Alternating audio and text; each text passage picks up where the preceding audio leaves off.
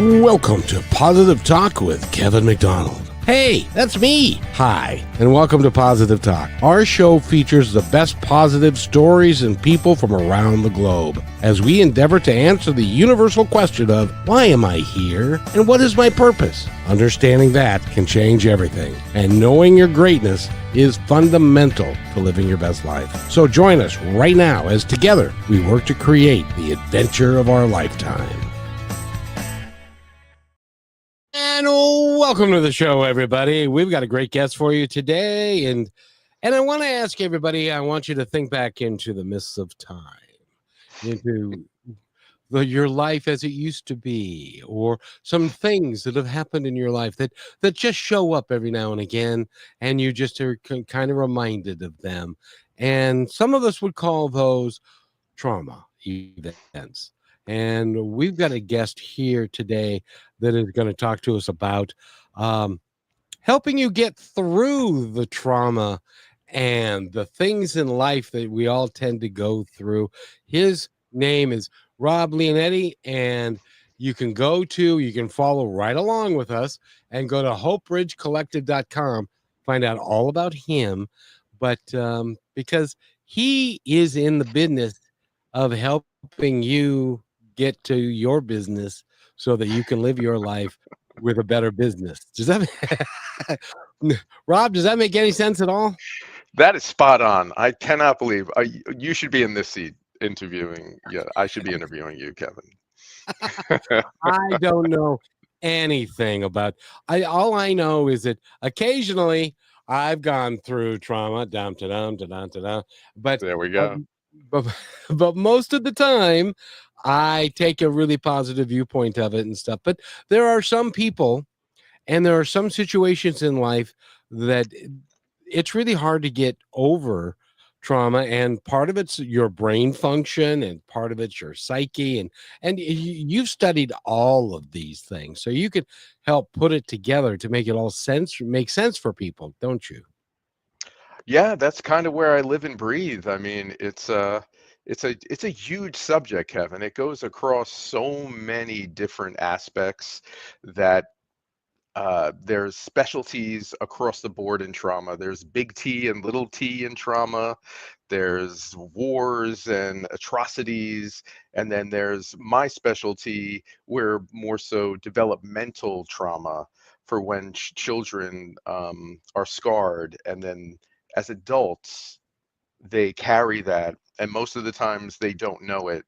And that's where we run into certain things like, wow, in your 40s, you have the midlife crisis, or it doesn't even have to be that dramatic. It's usually extraordinarily subtle, when people kind of wake up or they feel annoying that just isn't right. They just don't feel their authenticity. So that's my specialty where it comes to adults that have experienced that kind of trauma that's carried with them all their lives. I have a quick story I have to tell you, because now we're going to enter the therapy session. Let's do it. This is the part of the program where you're going to help me figure it out. And okay, when I was 11 years old, my brother and I went to the movies and we saw Planet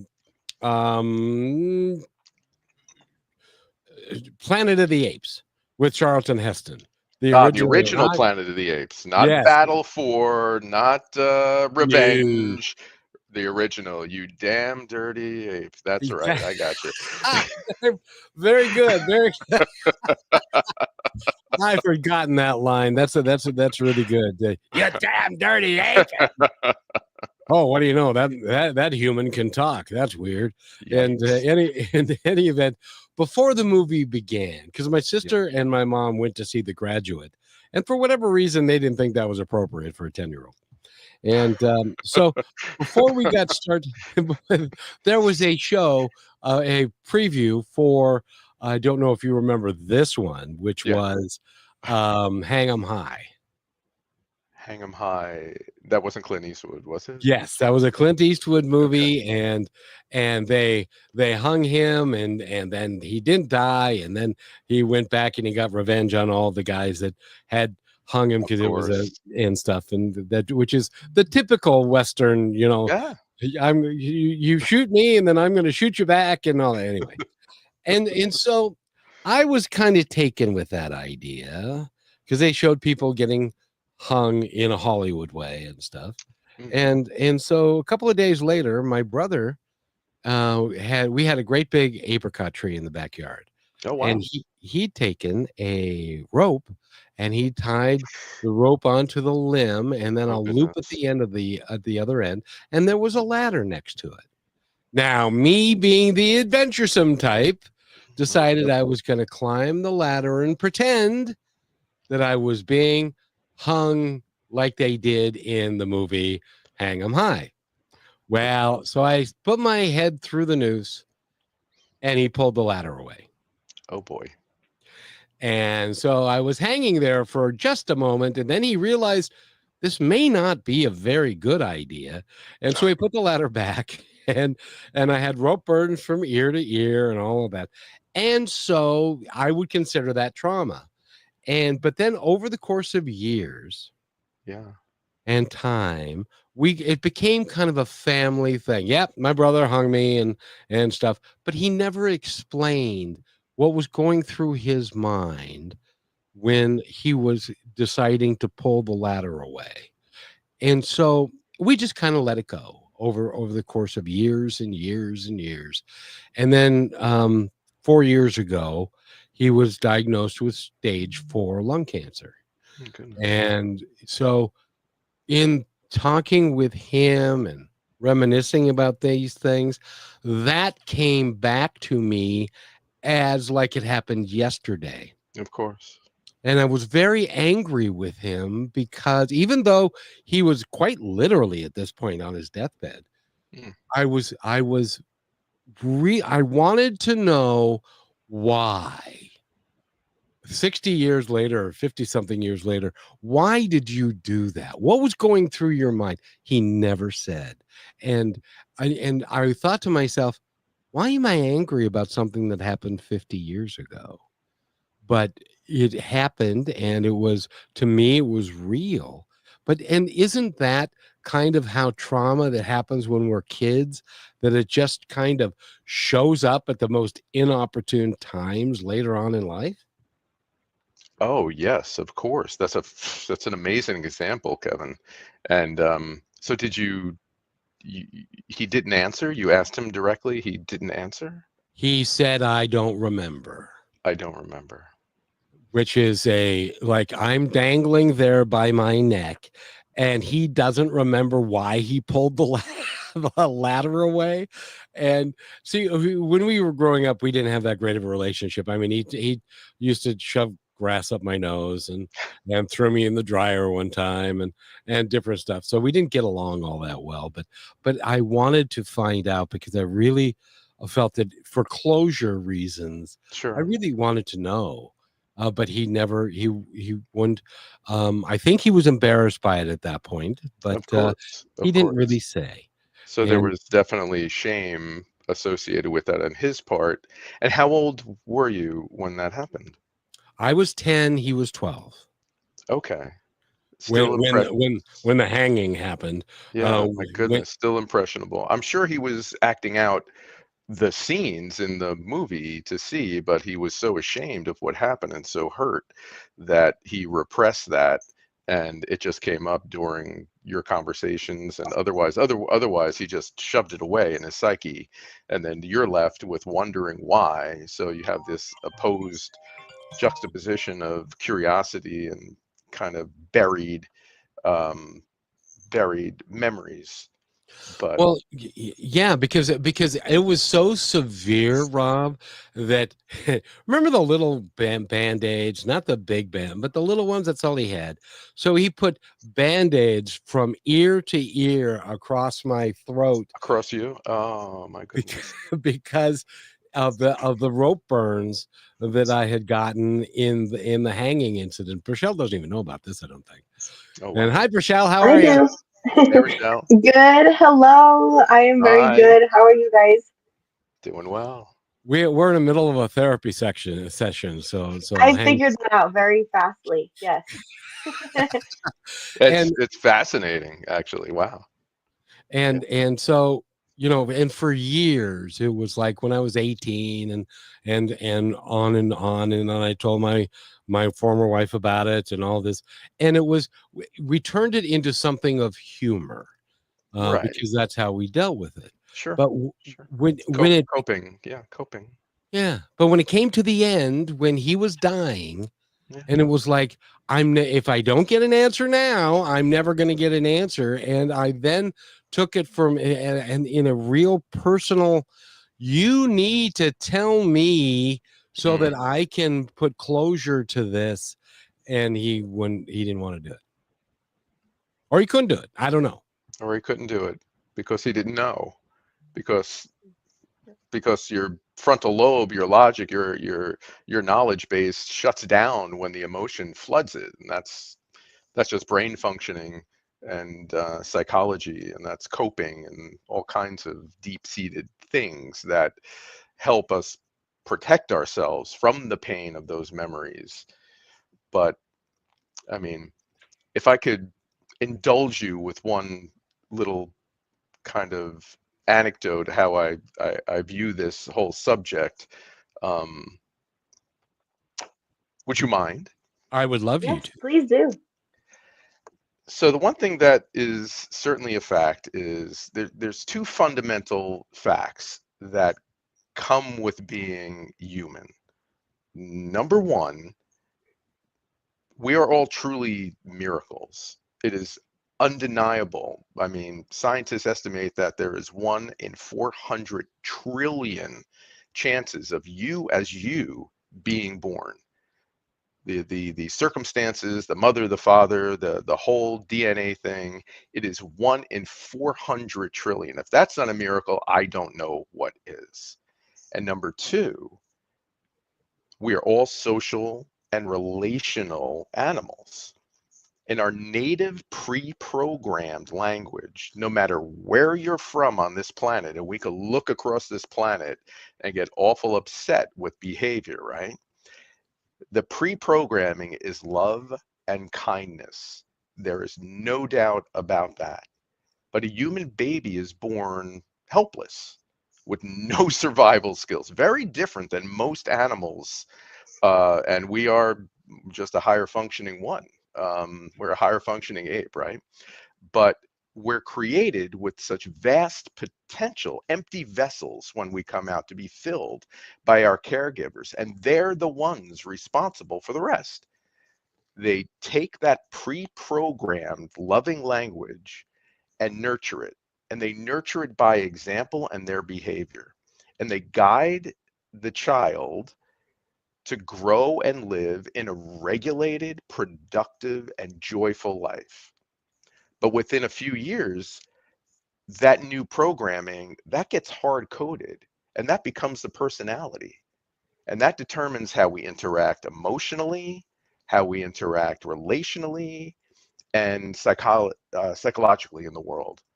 During those developmental years, if the child experiences trauma at the hands of those caregivers, while they're very impressionable, physical brains are still developing and all those synapses are connecting. Um, there could be ancient survival mechanisms also born along with that child that can get switched on. And they may begin interpreting the world as that child as a very dangerous and scary place, living with fear and potentially getting stuck in those states of high alert, protection, and closed off to the world, and many times closed off to themselves. And when that child grows older, of course, they don't know how to live any other way. That's who they are, unaware that there could be more to life than just living in what they don't realize is their own dysregulated emotional state that hijacked their nervous system and stole away their joy and their authenticity. So the good news is really that there's always hope, because we are human and our brains are malleable and flexible. And that's where the theory of neuroplasticity comes in. You could always change, but you can't change if you're not aware. So awareness is always the first step in changing anything, right? Silly statement, but true. And when you're so close, kind of forest through the trees, because you don't see yourself as potentially mismanaging your emotions or dysfunctional, or hiding within your psyche some pain that now has coping mechanisms that have gone on top of it and help you navigate the world and people. And that's the thing about trauma. It's the great disconnector. It disconnects you from people, the world, your emotions, and literally yourself.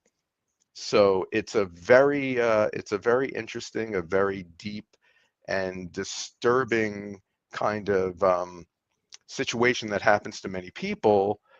And really I want people to come back home to themselves, a place where maybe they've never ever experienced. And that comes from all this comes from extraordinarily firsthand experience. Because when I was little, I lost my dad when I was only 2 years old. He died of a heart attack suddenly. Like, no, back then they didn't have diagnostic tests and whatnot to warn him of predisposition and things like that. And that early rupture, followed by kind of years of mental and physical abuse at the hands of let's just say, a surrogate male parental figure. So I grew up very hypervigilant and disconnected from myself and my nervous system, 100%. And I was rewired before I even understood what trauma was. And literally for tens of years, for decades, I could say, I just kind of carried that around, that pain in silence, wore the old mask of strength on the outside, while inside I battled my own anxiety and shame, and then eventually chronic illness, because that's what people don't realize. The mind body connection is so incredibly real and so strong that by my 30s, I was diagnosed with autoimmune issues, including fibromyalgia. By 40s, I had stents in my heart due to incredible inflammatory blockages that almost killed me more than once. And eventually, I kind of suffered a whole systemic collapse of my nervous system, and I stumped every specialist I saw. Nothing made sense, Kevin, nothing, until I began studying the mind-body connection, trauma science, and nervous system regulation. I really became a curious kid again. I was very mischievous. I also very curious. I Rob, built my own toys. Yeah, sure. no, I'm going to stop you there because this is really important, and I need to fit in a quick break. And Rochelle's Oh, in sure. real estate, has been in real estate, and this guy's in real estate, and he does a wonderful job. And we're going to talk to Ophir right now, and then we'll be right back in like 45 seconds, and then we get to continue. And we're talking with, who are we talking to, Rochelle? Rob Leonetti. That's me. Sounds like Yeah. spaghetti. I didn't think that. I thought maybe she was frozen there for a second. Okay, we'll be right back. Stay with us, everybody. You became a real estate agent for freedom, success, and real momentum. So why are you still stuck waiting for closings to save you? I'm Ophir Adar, founder of Real Momentum, and I help agents like you become seven-figure earners. My first client that I coached, brand new agent, made $250,000 back in 2006. What's the secret? You feed your white wolf. That's the part of you that's bold and unstoppable and a closer and able to build rapport quickly. So click Get Listings at Real Momentum and let's unleash your real estate potential.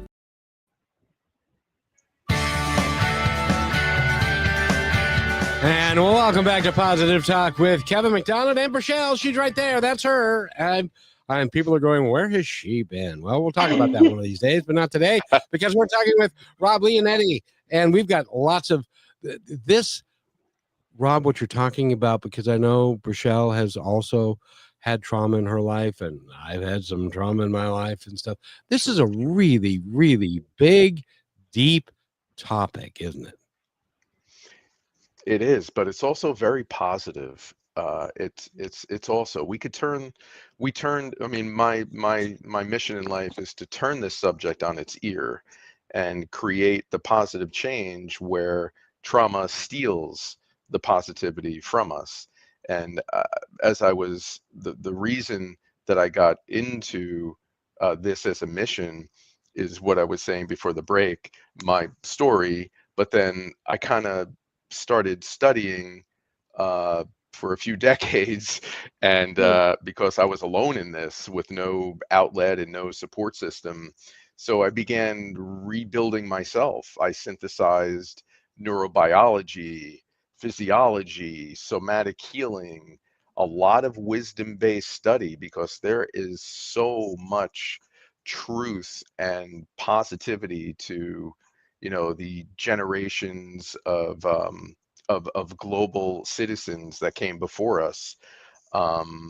Nutrition, which is very much overlooked, and I'll talk about that. And I combined all of this with trauma-informed coaching, and then built my own kind of bridge back to healing, with science and soul. That's how I learn. I learn through hard facts, and then you gotta give me some inspiration so I know I can get there. So I want both. I don't want woo woo. I want a Yep. little bit. I want a little bit, but it's always based in facts. And my situation is I base everything in hard science.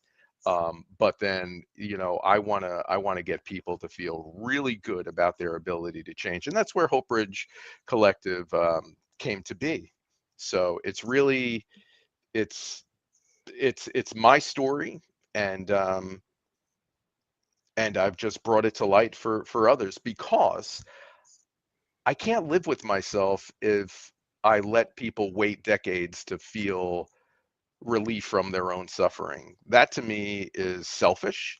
That to me is not living my purpose, because there's purpose from pain. And so I identify this, and I'm like, wow, it took me like 25 years to figure this out, and I got it down.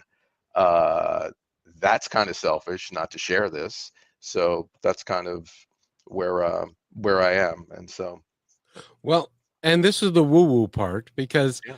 I believe this is your mission in life, and this is why that you are here and why that you were born. 100%. And I had to go through all of this to find that out. So we all find, what did he say? The author of Tom Sawyer, escaping me very poorly right Mark now. Twain. Mark Twain. It's two days that are the most important in your life: the day you're born, and the day you find out why you were born. So that's really amazing. And then, of course, the epidemic, the quiet epidemic of trauma. It's everywhere, right? You could point a finger, and there it is, surging. I mean, post COVID, of course, and so much of it. I mean, 60% of adults in the U.S. experience some kind of trauma. 16, and it starts so young.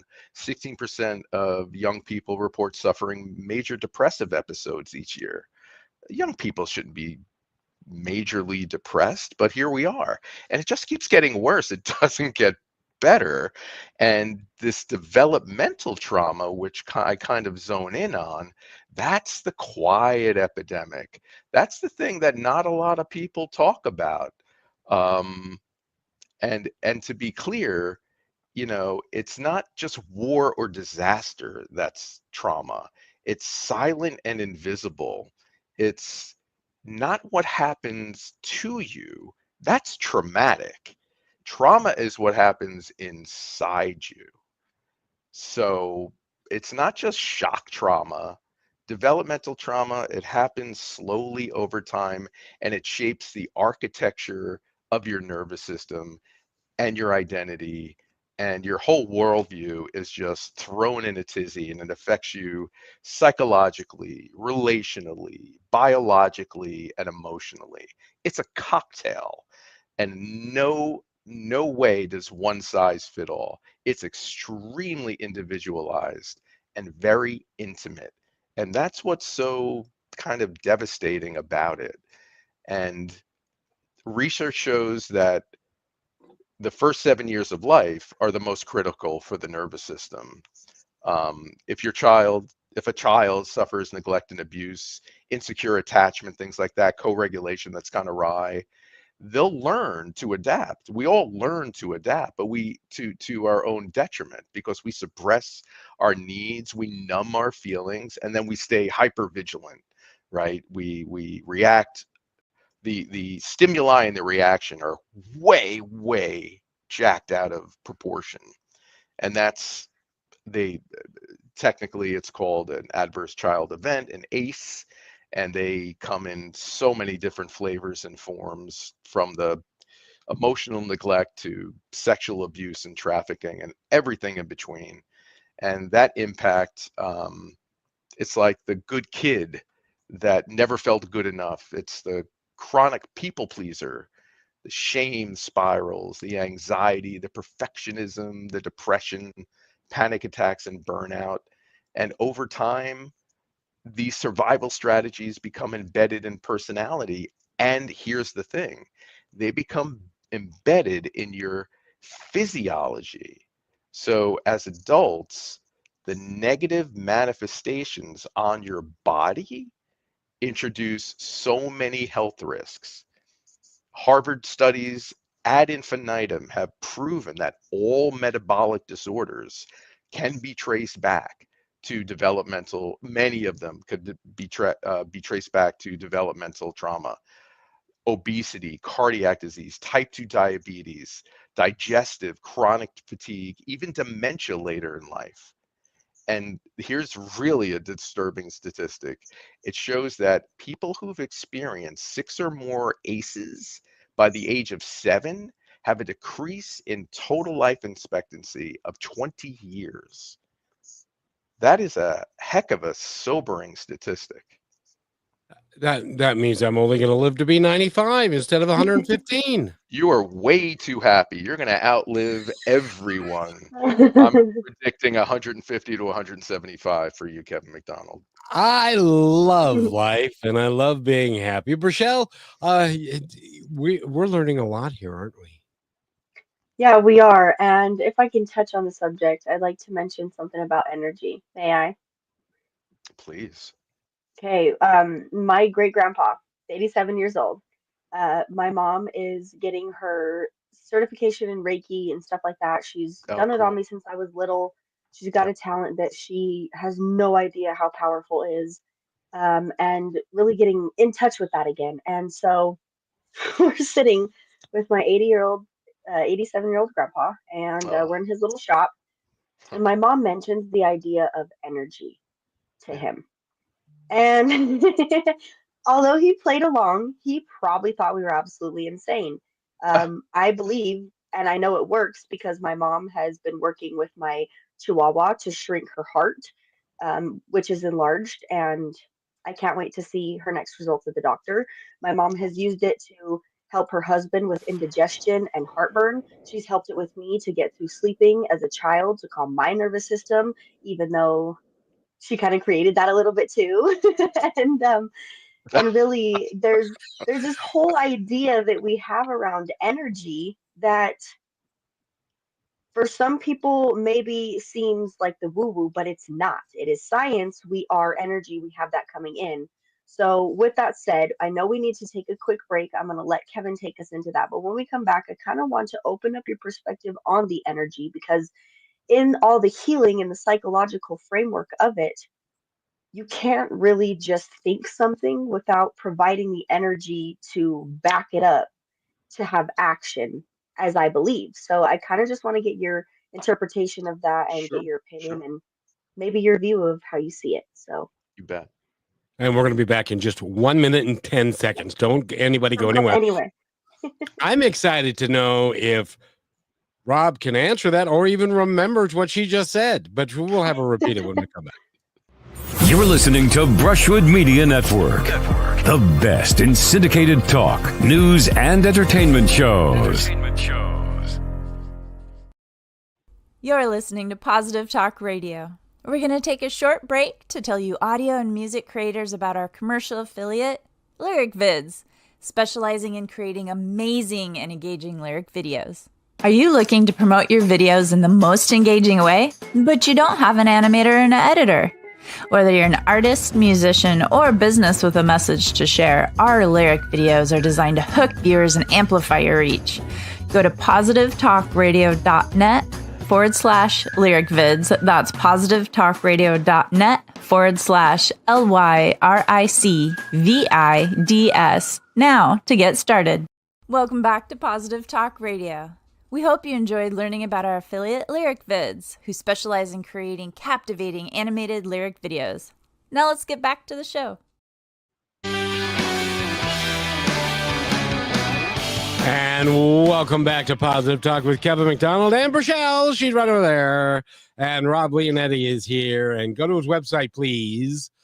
HopeBridgeCollective.com. You can find out all the information about him, the work that he does, if you're experiencing trauma, and I'm going to ask him a little bit later in the show, what do you do when you have trauma when you're young and you've totally buried that trauma when you're young and then it rears its ugly head back 40 years later? But go ahead and Rochelle, do you remember the question, Rob? I absolutely remember the Okay. question. Apparently you don't And I have have to say, Alzheimer's. Rob, it's because I asked that question because I do believe that at some point we could be able to show him what is possible after 87 years of life, to see it maybe on a different side before he gets to the point of knowing these are my last few days of life and I wish I would have opened up a little more then. So, Rochelle, my opinion on energy work is very strong. I believe in it. In fact, one of the people perhaps watching today is a Reiki master named Paula Vale, and she was instrumental on my journey, and she was one of the first people to believe in me and give me a forum to be on her show, as a matter of fact. And she's a Reiki master who has helped me. So I have a very strong affiliation to energy. Like you said, we are all energy. That is the basis of manifestation, mindfulness, meditation. Um, Quantum physics proves that at the base of everything is energy. This is a scientific fact. It's not form, it's string and vibration that forms the basis of everything. And you could put a label on that. To me, labels, it's whatever colloquialism makes you feel good. It doesn't matter. It could be, it's God, it's consciousness, it's love. It's at the basis of everything. But scientific scans have shown the energy and the electricity coursing throughout the human body. There's absolutely facts and forms to these theories. And I'm of the opinion you can't argue with results. If these things work, then they work. Now, if they work, I'm not going to deconstruct this, but if they work because you believe that they work, then that is also unbelievably powerful, because the human mind and brain is unbelievably powerful. The power of belief is so strong. And that's really one of the bases of what I practice, right? Because the belief, people don't believe they can change. And my practice is built on the core truth that the multiverse of trauma is an integrated mind, body, and soul thief.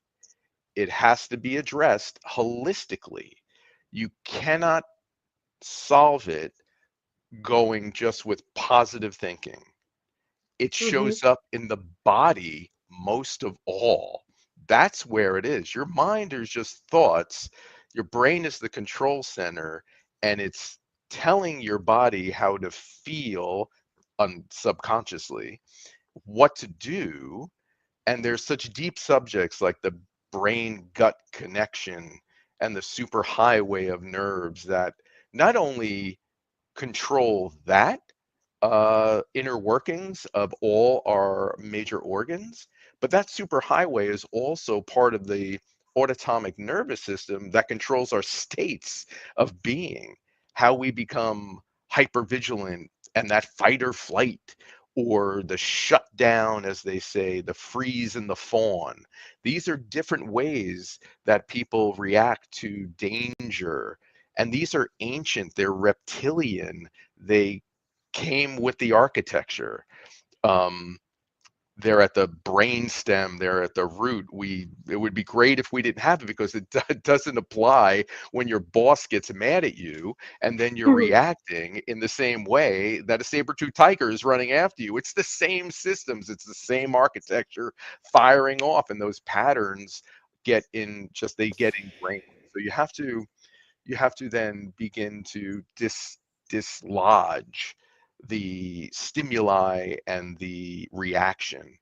And you don't feel anything in your brain. Your emotions aren't really affected in your brain. You feel all of that. We are feeling emotional creatures. So my practice, I have something I've kind of termed the conscious body. That's my healing protocol. It's a combinatory, it's a holistic approach to healing somatically, bodily, and through mindfulness and through a trauma-informed mindfulness. And this creates energy, and this creates the ability to shift attention, to ground yourself, to become safe and stabilized. And it's such a deep subject. It has several different pillars like nutrition and neurobiology, microbiome in the gut and mood, movement and embodiment, integration and inner listening. And the categories have subcategories. And so it's a protocol I created to address the whole person, because you can't just heal the mind. The mind is telling the body how to feel, but there's also the particular way you go about speaking and supporting a trauma sufferer. The last thing you want to do, in my humble opinion, is re-traumatize by constantly talking about the past. That's not what I do. That's not what a trauma coach who's informed correctly does. We're future based. We're dealing with the here and now. We can't solve the past. Our remit is to manage how the past shows up and to bring you to a new future. So in that way, it's very different than traditional therapy. And I have nothing against traditional therapy. I provide an option, a healing architecture, an option for those who maybe have not had successful conclusions by their, if they've even gone through therapy. So the options are, I love options because I want to see what works for me. And I will try anything that makes sense, and I did for decades until I found, what works best for me. And it was very clear that the mind-body connection is an unbelievable key to healing. Yeah. And energy has everything to do with that. I want to run one more thing by you that I just read day before yesterday. Ooh. And they are just discovering now. Yeah. They're just discovering now that our bodies emit a very low frequency light. We Oh, emanate this light and it goes out. And you know what? It's the weirdest thing they say. When the body dies, the light goes out. mm. And it's like, I know what that is. I know what that is. Hey, call on me, call on, and they won't listen. But it's like, okay, well, we are energetic beings in a physical body, and our energy continues because energy never dies. Why is that so hard for some people to understand there, Rob? Cynics, the whole lot of them. I'm telling you what, they're just So, there's a neuroscientist that I follow. I really respect. His name is David Eagleman. He has a theory of possibilianism, which, as a staunch scientist, he will not balk at a theory that is unproven. So it could be, I can't speak for him, but what I've read, and I believe in this kind of protocol. So until proven otherwise, basically keep an open mind. Because, I mean, the atheists of the world, the Christians of the world, the believers of the world, all we have faith, and then, the argument of prove it to me. Well, I don't talk politics or religion, but there's something about faith that is it's a feeling. You don't prove that. That's what faith is. Faith is believing when there's no complete evidence in front of you, or else it wouldn't be faith. It would be fact and scientific evidence. So um, I like a scientist who has that open mind. And yeah, I mean, that's could be aura work, right? The light, where you could have a PET scan and see the emanation of protons, which are, right, the light emitting molecules. Very cool stuff. And isn't that that's such a metaphor and a that's such a metaphor of the times we're in. I find it fascinating that 50, 70 years ago, the upper echelon of neurobiology and mental illness treatment was a lobotomy, to stick a needle through the eye, swirl it around, and disconnect some cerebral gray matter. And all of a sudden you were like, I'm okay. I guess I'm okay. And that was scientific hierarchy. That was a miracle. Okay. So we are the thing that I find fascinating is number one, we stand on the shoulders of giants in the scientific and not even just the scientific world, but all exploratory information, like that light emitting anecdote you shared. But we are in the times we live in. We do with what we have now. And the great thing about that is we're not doing lobotomies anymore. We know enough to do things in a way that is prescriptive. It's based in fact and theory of energy work and Reiki. And these are ancient, right? And we realize that, wow, the ancients may be beyond to something. And that's where that open mindedness has to be. I mean, what is life if you can't be open to possibilities? That's wow. that's all there is. That's not living a life. That's just, I don't know where the joy is, right? We're meant to be happy. We're meant to be joyful, and we're not doing lobotomies anymore. We have enough information on, again, the shoulders of giants, that we can actually help ourselves now, and that's the exciting part. 50 years from now, all right, maybe there's that button, maybe there's that on and off switch that gets us to where we want to be, that chip in the head, whatever. We're not there and we're not back there. We're here with enough information that we can impact and we can make a difference. And that's what's so exciting. Well, and in the words of that famous unknown philosopher, I'd rather have a bottle in front of me than have to have a frontal lobotomy. That one I've never heard, but Really? I may steal it. I may actually steal that one.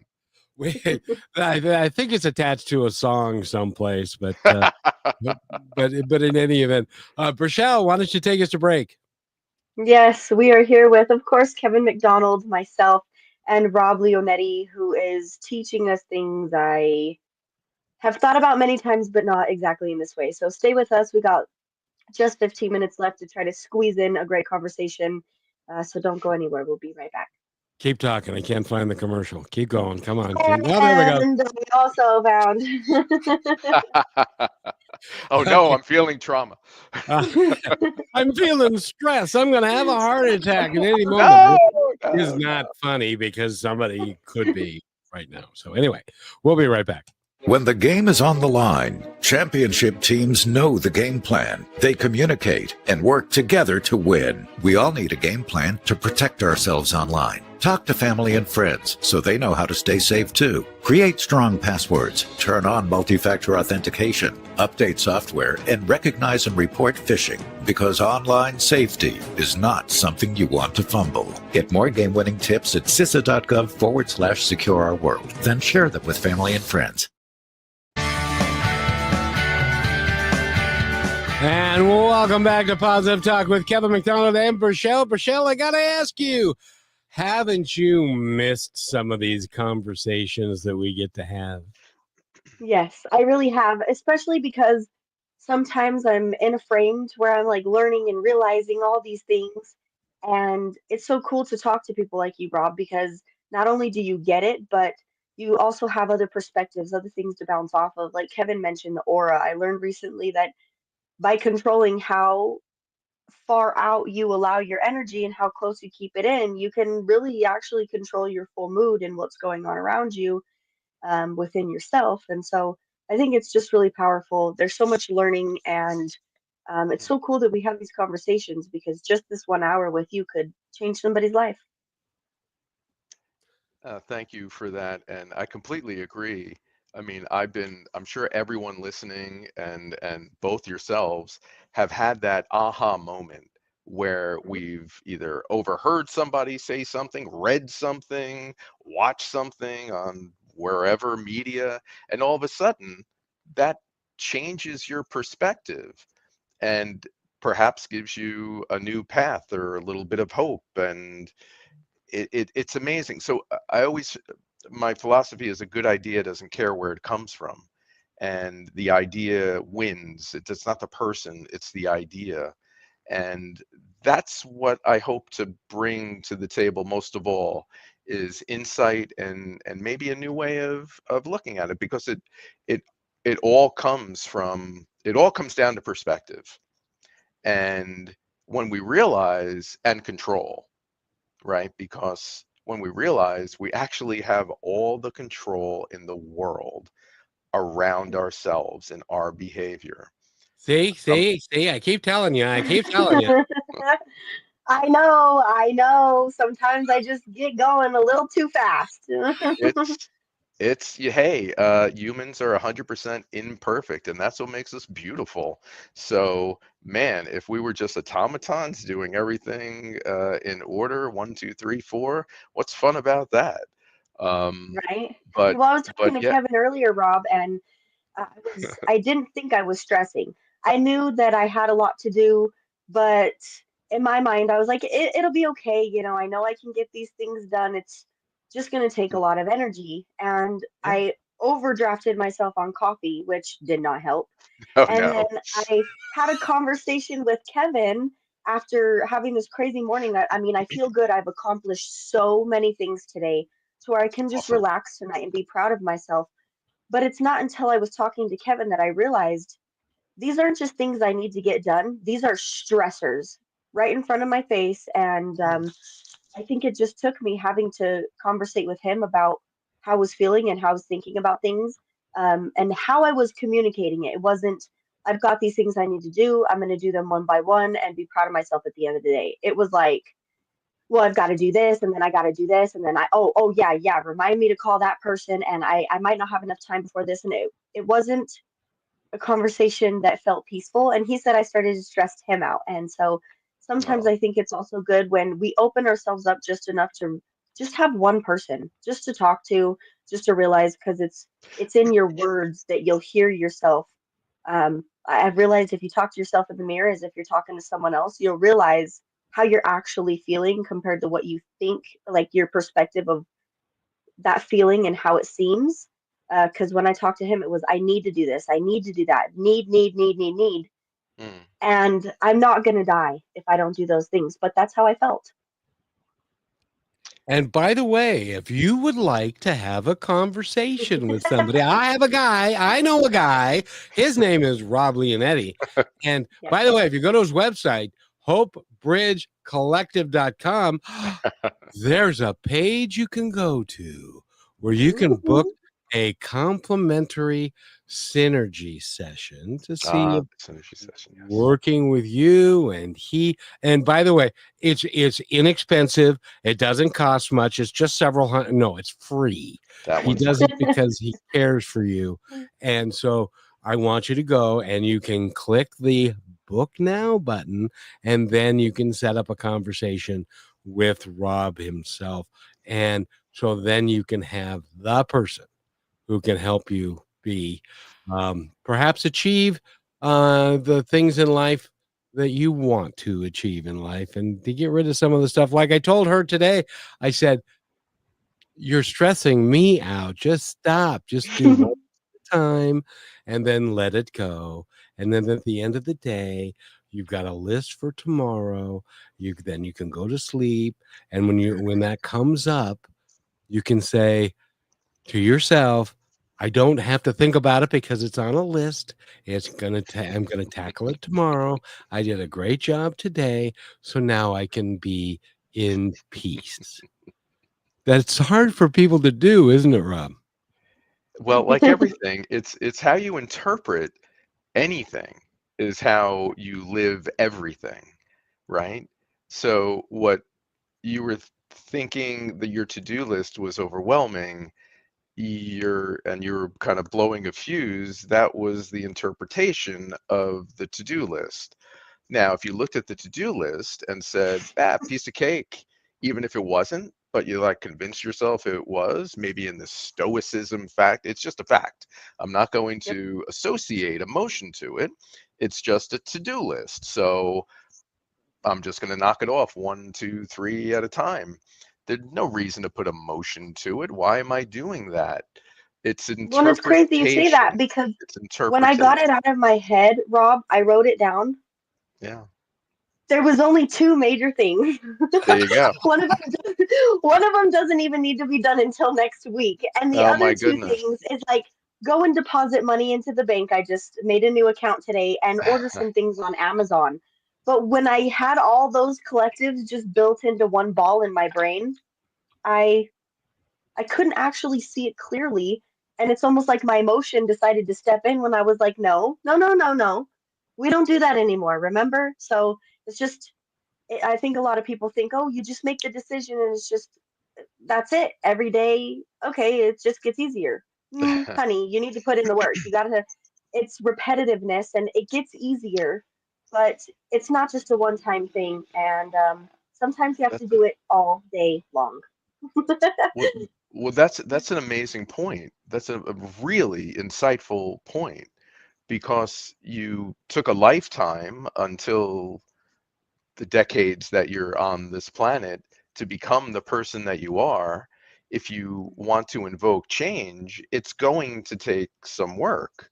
There is no quick fix, there is no easy button, but there's a way to go about positive change where you're not running on a hamster wheel and you're Yeah, it feels a little actually more comfortable, if you will. well, you absolutely need some discipline. and you need somebody to help guide you, because we never do things ourselves the way we should. Never, ever, ever.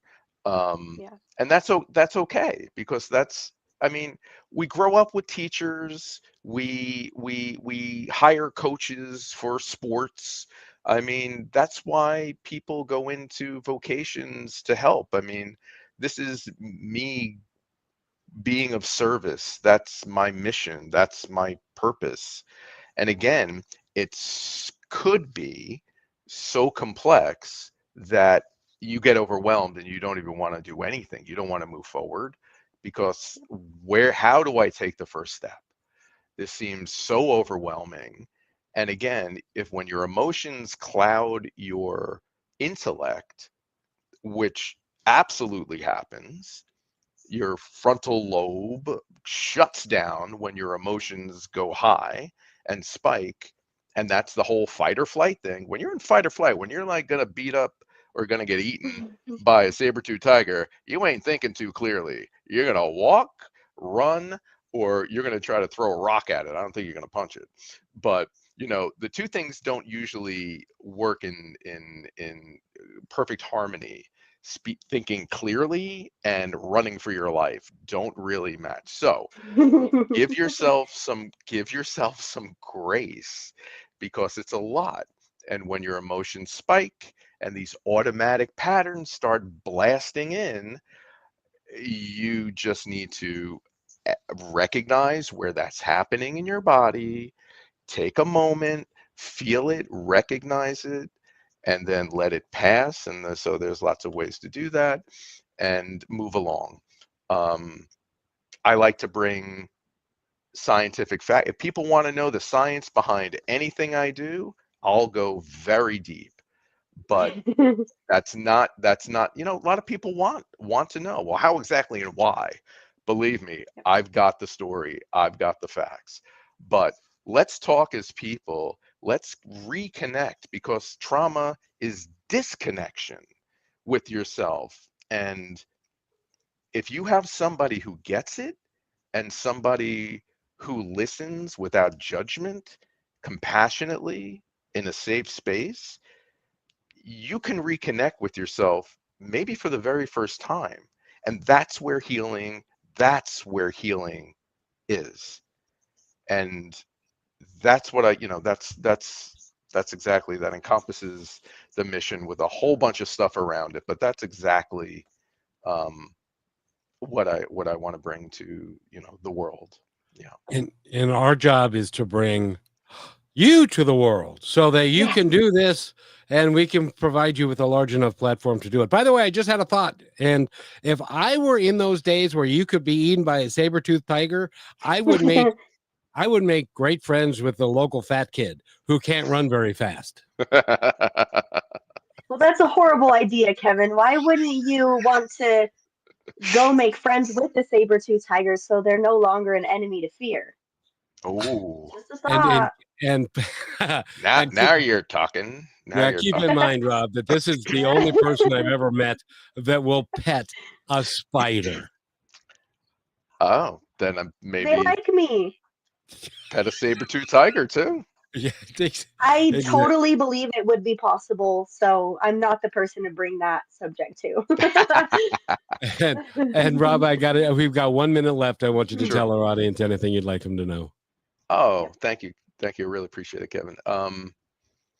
Well, since June is Men's Mental Health Awareness Month, I'm launching a support group for men who've lost their dads at an early age. Thank you so much for talking about the synergy session, and that has a lot to do with energy, right? We want to have an energetic connection to make sure we're appropriate to work with one another. So that's what those are for. And then if folks want to email me at rob@hopebridgecollective.com, or look on the contact page on my website. If they put the subject, we didn't talk about it, it's the vagus nerve, which is a lot to do with healing and how the body processes trauma and shutdown and lots of stuff, if they put the word Vagus, VAGUS, in the subject line, I'll provide them a grounding guide of vagus tone optimization, a chart that I developed. And then also there's a 5-point checklist that provides some insight on signs of developmental trauma in adults. So they could have that as my gift to them. Just again, it starts with awareness and insight. So if anybody's interested, that's the way to do that. And Rob, I just have to say, you mentioned Vegas, and Oh, I'm no. going to say, Where we go? I'm going to say the trauma that she had was Red 32, and Red. I was going to say Viva Las Vegas or yeah. Red 32. Yep. Kevin messed me up, but it's totally okay. It's funny US, how not vagus AS. nerve is either positive or negative. Yeah, that's Yeah, because that's a I whole said show. when you go to the roulette wheel, and we're over time, but this is worth it. When she goes to the roulette wheel, hit or put your money on Red 32. Red 32. Put your money on Red 32. So the next time I talk to her, she says, I don't know what happened, but it didn't hit. It didn't hit. And I said, well, did you put the money on? She said, no, I put the money on Red 34, just like you said, and it came up Red 32. And then you maybe were traumatized. after so long of no sleep and just a little bit of fun, I just learned that sometimes you might just want to call somebody to check exactly, because I would have won $900 off of that, and my chip was right next to it, and somehow I knew, but I wasn't connected. I wasn't grounded with myself, and I didn't listen to what my intuition said. So here we are. So, Rob Leonetti, thank you. Will you come back? Yes, please. Anytime. There's so much more to talk about. My goodness. Thank you so much for having me, Kevin and Bruchelle. It's so nice to see you again. She is awesome. You're awesome. And I'd like to think this show is awesome. So you're listening to Positive Talk with Kevin McDonald and Rochelle and Rob Leonetti. Go to his website again, hopebridgecollective.com, and find him and do the synergy session, and you'd be amazed. It'll be like taking a shower and stuff. So thank you, everybody. Have a great day. Thanks for listening to this episode of Positive Talk with Kevin McDonald. Our purpose is to provide everyone with a positive, entertaining, and educational experience. I would love your feedback and comments about the show, including possible topics and great guest suggestions. Please email me at kevin@kmmedia.pro. And remember, be kind to one another, because each other's all we've got. That's Kevin